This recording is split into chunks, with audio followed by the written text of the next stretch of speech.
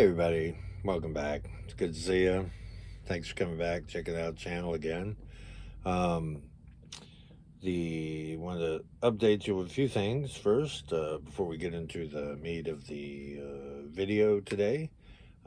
The I Ching readings, I'm still working on it. It's something I've been able to do in person many times, but I'm just trying to, with the equipment that I have, it's just sort of hard to figure out logistically how to do it and still do a video in the space I have with the equipment that I have. But I hope at least you're enjoying the new opening and closings that I've added to the channel. Working on things all the time, trying to increase production value for better show for you.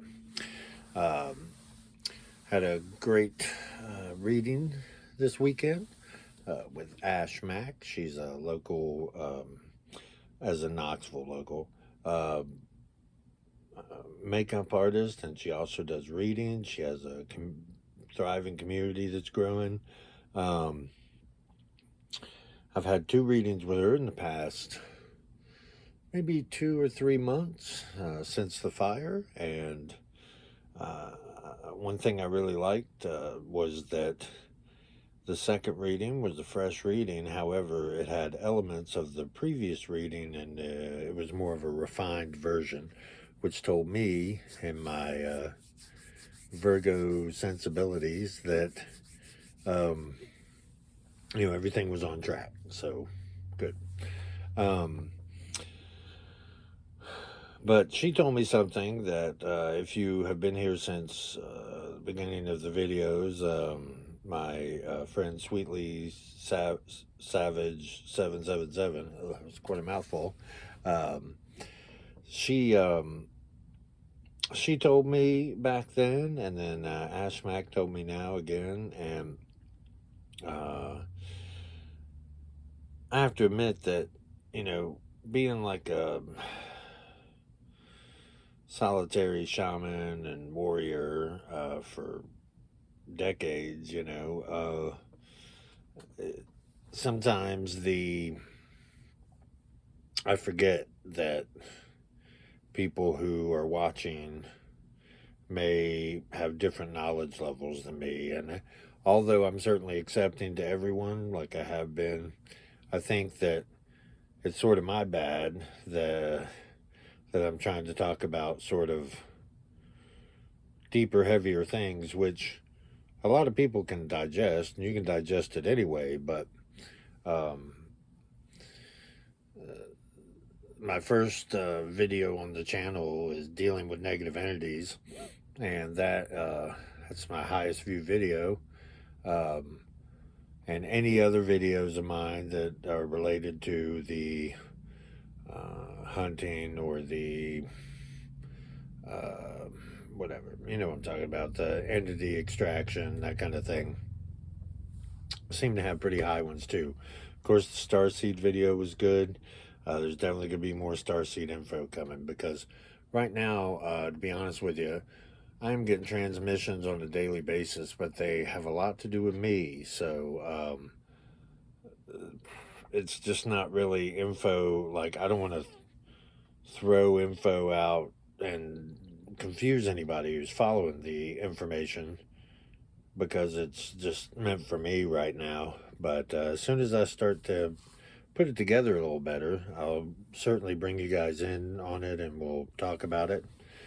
I believe I have the capacity to do a live stream, and I may do that in the future. If I do, though, I don't know. I'm pretty addicted to this camera's quality. The other camera's quality is not so good, but I have to have like 1,000 subscribers or something to be able to stream on the phone, so it's going to be a minute. Anyway, though, let's just go ahead and say thank you to the universe for everything that we've received so far, and everything we're going to continue to receive. Let's get on with this video here. Ghosts and their tells.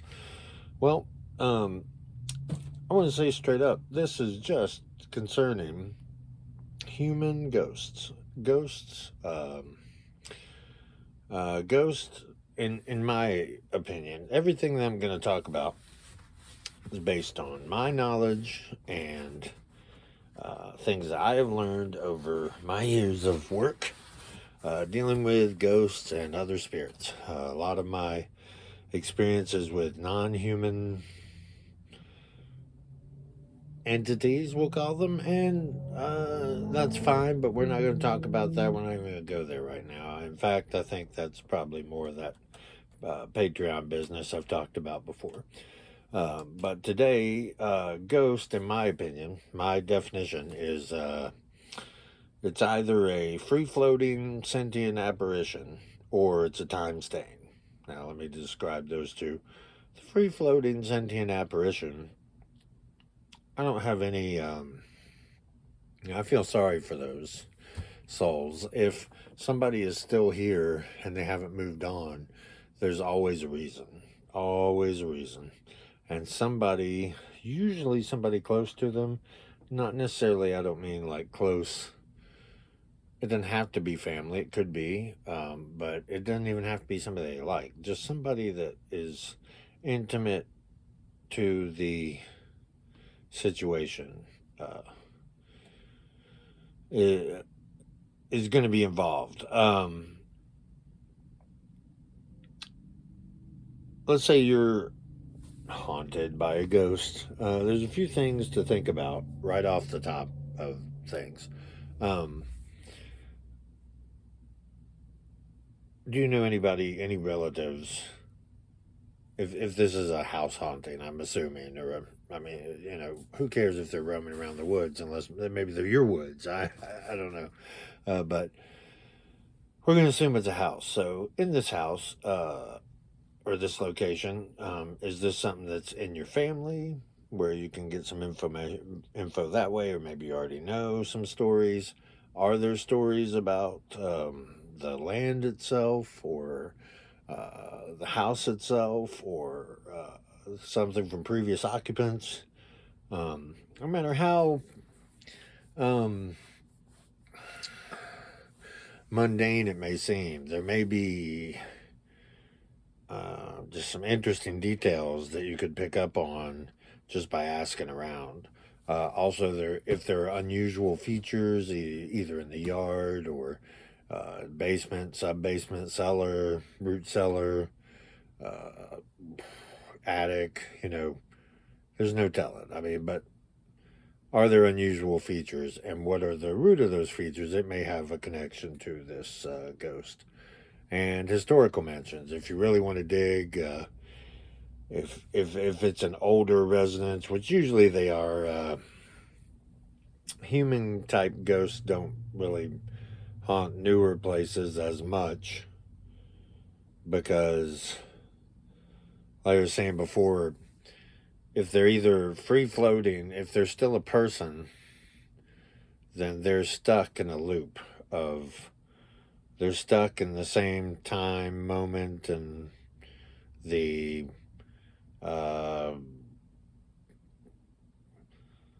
circumstances of their demise, or something in their life that they were so focused on, like a child or a lover or some project or something, you know. It's always pretty clear if you just know the person, if you know who this person is, to figure that out. If you don't know who the person is, either way, the thing to think about is the cause is a major lower vibrational and emotional response to trauma, be it by the ghost itself, or done to the ghost, or something involving that. So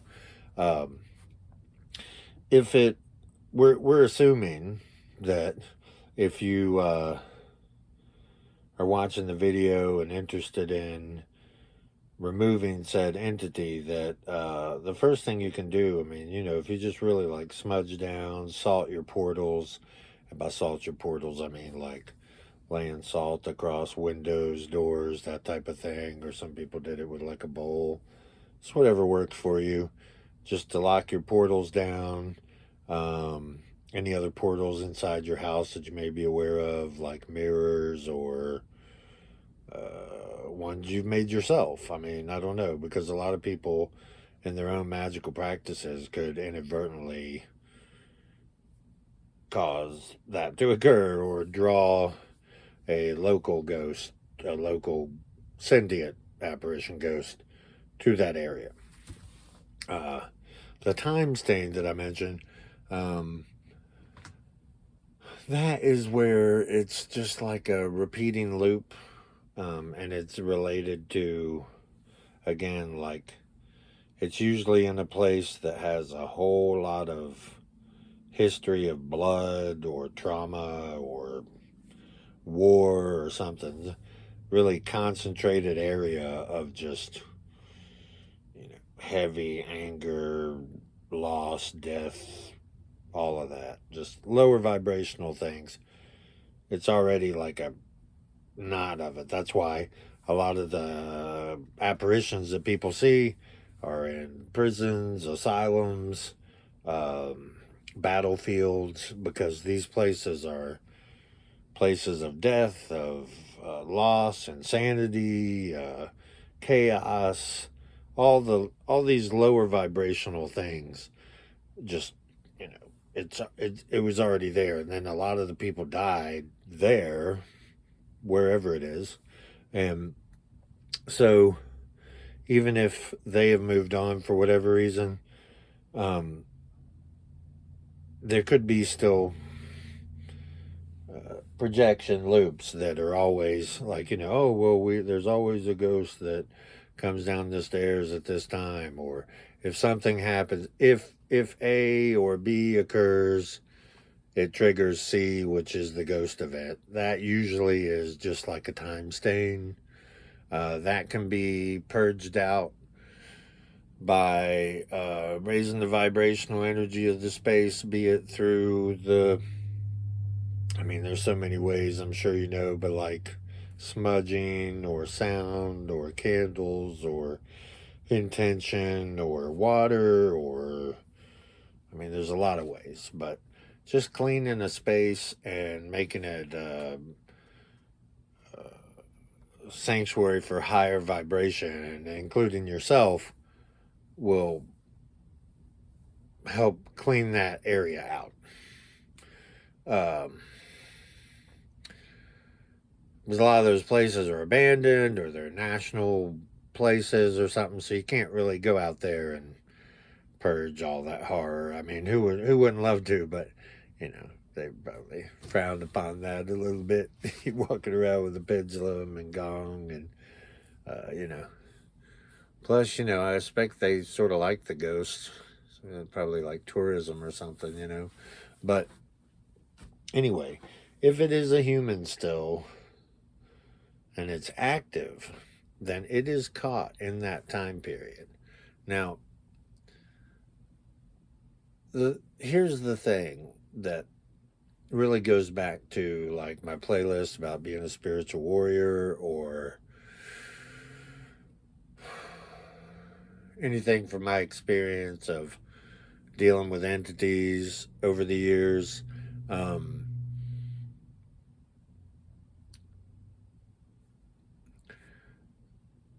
Since I try to tell people to go by their intuition, some of these situations you're just going to have to feel out for yourself. So, in some cases, if this is a ghost that, for whatever reason, it suits your purposes to have it present, then, you need to decide whether or not you can coexist with that. But we're assuming it's not dangerous. Most aren't, but if one's dangerous or violent or negative vibes are coming out of it, I would probably just go ahead and dispatch it or remove it. Now, again, there's a totally different rules for non-human entities. Sometimes in these places where all of this lower vibrational energy occurs already, it attracts things that feed on lower vibrational energy, which would be like the low end stuff. Like with some people I've worked with before, I've talked about creepers. Creepers are like these, I don't know what to call them. They're just like little catfish creatures or remoras or something. They're like bottom feeders, but they eat fear and negative emotions and things like that. So places where that has a lot of residue, or people add to it by, say, going to said cursed or haunted area and stirring things up, or just visiting it, and like you know what people do. People want to mess around with it, and then something happens. They're like, I don't know why it's happening to me, and it's the same way with the ghosts. I mean, if it's known to you in any way, then you know who it is or what it is. If not, is what I'm saying. Uh, if if you want to find out if it's a time stain or if it's a free floating apparition, you know, document every single time something happens. Check the rooms that it occurs in. Check things that it's around. Sometimes ghosts, as well as creepers or other entities, will attach to an object. Then the object may have history itself, or it could have been in the hands of somebody, or, countless reasons. But sometimes they attach to an object. Also, sometimes they ride right in on the back of people. I've been to places before where everything was fine, and then some person comes into the circle and is like, oh, I'm constantly plagued by this evil spirit or something. Da, da, da. And then, oh man, it's crazy. Let's watch TV. And then, da, da, da. And then maybe that day or a couple other days, they come over. And then one day they don't come over anymore. And now you've got problems. And that is that thing hopping over to your area. And I've seen it occur. I deal with something locally like that. But mainly, you know, a lot of the things that I talk about are sort of situational or conditional. And the reason why I put it that way is because nobody can tell. Just like in a real fight, nobody knows what the opponent's going to do until they do it. You can have a lot of good speculation, you can have a lot of informed decision making about said creature or the domain or when you deal with it. But for just the ghosts, I would say, either you want to keep it. If you want to keep it, then find out if it's just the loop stain, which those are fine, and those can be little tourist devices. Just if you plan on keeping it, you want to, if you do have a tendency to smudge or raise the vibrational energy of your area, be aware that unless you somehow block this area off that it appears, you're going to generally wash it out until it stops appearing. So if it is something that you want to keep for whatever reason, just leave it alone in the dark and charge people to come see it. I can think of at least 10 places off the top of my head just like it. Now, if you want to get rid of it, like I say, first, just start with the vibration raising. You got to remember that if you take on that, I'm scared of it, or it's got the upper hand, then it has the upper hand and you're already in trouble. So you may want to just go ahead and get some kind of secondary assistants like myself. Um, but I always stress to people I speak with that, if they can do something about it, I would prefer they did, because they're the ones that live there. They're the ones that have to live there. So, you know, if it's your home, it's your domain, you are the best person to deal with it. Um, if you want to get rid of it, though, past that'll be information I'm going to have either in the Patreon, or, I mean, I might still throw them out here and there. But right now, I just want to sort of get some info out, more, I don't want to call it basic info, but I mean, it's like, it just comes natural to me. So, but I have to think about it now as if it doesn't, and I have no idea about it and how I would speak to me about it, because that's how I'm trying to relate myself to you so that you learn more out of it. So, um, we're going to keep continuing on with the I Ching stuff. I mean, nobody's asked me about one anyway, so, I mean, big whoop. It's just another project like Four Agreements and other stuff that will see the light of day. I do plan on increasing my frequency of uploads. I do plan on just putting a lot more work into the channel here, and I hope that, I see some participation back, see the love, I hate to be that guy, would like, subscribe, and share. I mean, but if you watch YouTube, you already know that. So just go ahead and do it. But if you don't, again, it's fine. I mean, just watch the video, because it's really about the information. It's just that dealing with the algorithms of YouTube, I want to make sure that my message gets out to as many people as needs it. And so the way you can help me with that is by liking the video, commenting on it, subscribing, sharing it. All of those things help my visibility so that people who are in any kind of need from spirits can get that help. So anyway, we're gonna put up another video very soon. I promise I'll get the I Ching stuff out soon. I've got the giant rider weights I still plan to use, whether in readings or as a explanation. As soon as I can figure out how to finish doing the shorts, I mean, my friends, we've got a lot of stuff to put out, and we're going to put it out. And I'm going to keep working on production and keep working on, everything I can do to just make this the